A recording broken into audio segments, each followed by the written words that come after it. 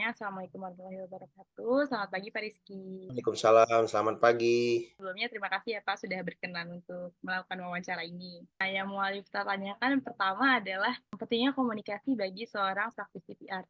Menurut Bapak, bagaimana sih Bapak melihat hubungan antara komunikasi dan peran seorang praktisi PR? Kalau bicara mengenai komunikasi dan PR kan itu satu hubungan yang saling membutuhkan. Semua kegiatan PR itu pasti kan menggunakan yang namanya komunikasi. Dan komunikasi itu merupakan fondasi dari seluruh kegiatan termasuk kegiatan PR. Kalau bisa kita lihat bagaimana hubungan komunikasi dan PR pastinya begini. Kalau kita melihat setiap program atau produk atau jasa atau kegiatan yang dilakukan oleh praktisi PR pasti selalu menggunakan komunikasi untuk menjembatani apa yang mereka akan buat programnya, promosi yang dilakukan, terus juga program-program yang mereka lagi kerjakan, dan seperti bagaimana mereka membangun bahkan memaintain hubungan dengan customer itu menggunakan komunikasi. Jadi memang kalau produk tanpa komunikasi itu tidak bisa berjalan, sebaliknya komunikasi tanpa produk atau kegiatan PR itu pun tidak akan bisa berjalan. Jadi kedua hal itu punya hubungan untuk membantu kegiatan PR. Jadi komunikasi itu membantu PR. Oke, saya lanjut pertanyaan kedua ya Pak, tentang PR dan relevansinya dengan teori komunikasi massa. Pertanyaannya adalah, Ya, mengapa pemahaman tentang teori komunikasi massa sangat penting bagi seorang praktisi PR? bahwa bagaimana orang PR itu memahami mengenai teori komunikasi massa, karena memang PR itu sendiri erat kaitannya dengan orang banyak.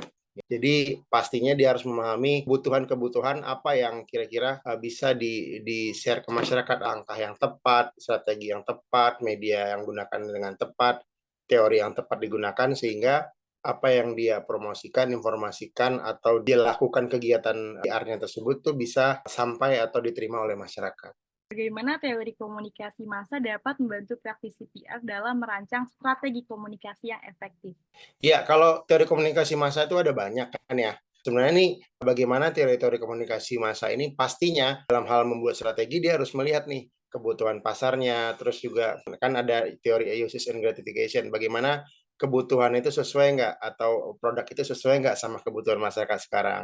Contoh seperti teori agenda setting gitu loh, bagaimana agenda setting itu ya PR harus memahami juga dalam merancang strategi PR-nya yang efektif dalam dia mengkomunikasikan produk, jasa, atau kegiatan PR-nya kepada masyarakat, apakah media yang dia gunakan, bagaimana cara dia menarasikannya, terus juga realitas yang dia tampilkan, kebutuhan, dan yang lain-lain tadi.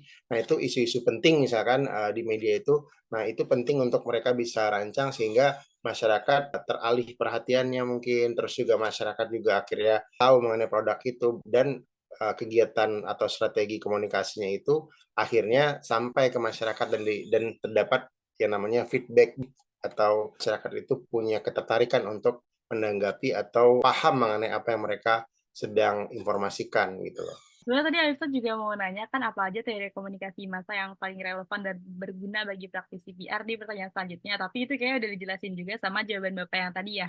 Sebenarnya Pertanyaan sih selanjutnya.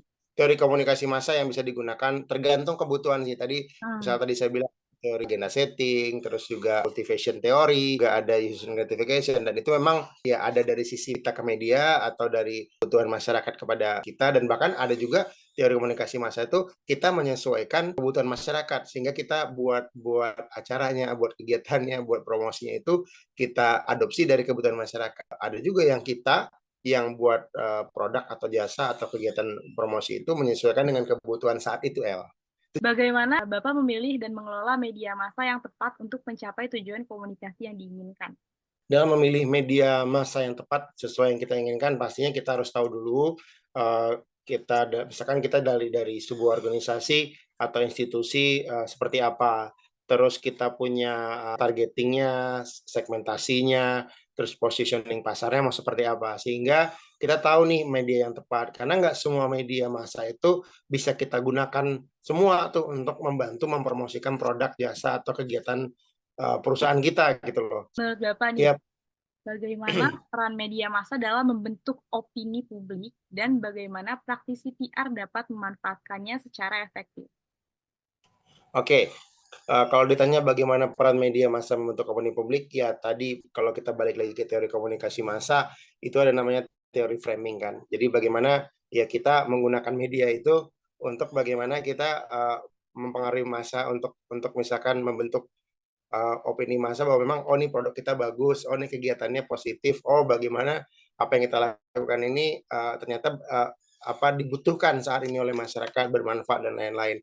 Peran media dan membentuk opini publik itu luar biasa besar. Tinggal bagaimana si praktisi PR itu menggunakannya, update terhadap media terbaru, dan kira-kira dia harus tahu apakah ini relate dengan massa atau masyarakat yang disasar oleh dia. Begitu, El.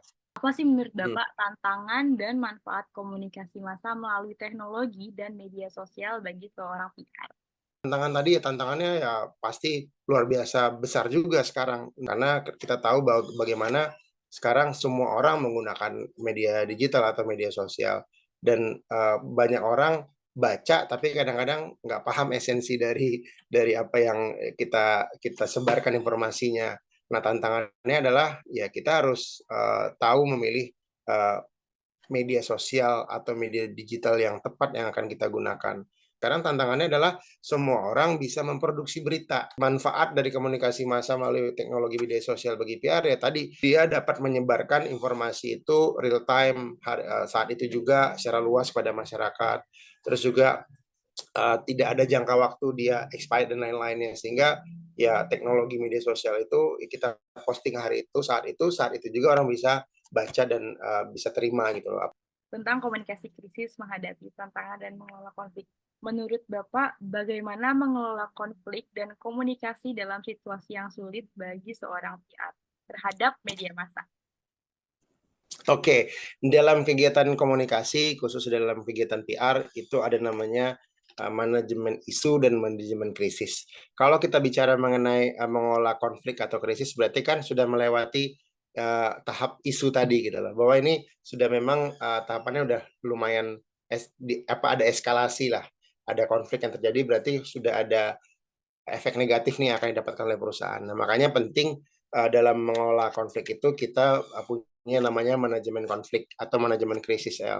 Dalam hal ini ya seorang PR itu harus berani pertama kalau memang konflik itu terjadi dan memang itu ada kesalahan dari pihak internal ya seorang PR lah yang harus membuat konferensi pers, menyatakan kekhilafan untuk dan juga meminta maaf, juga memberikan statement yang positif bahwa ini masalah sudah diselesaikan dan lain-lain. Makanya seorang PR itu bisa dikatakan sebagai ujung tombak perusahaan juga, El. Karena apa? Yang dia kelola itu bukan hanya internal, tapi eksternal.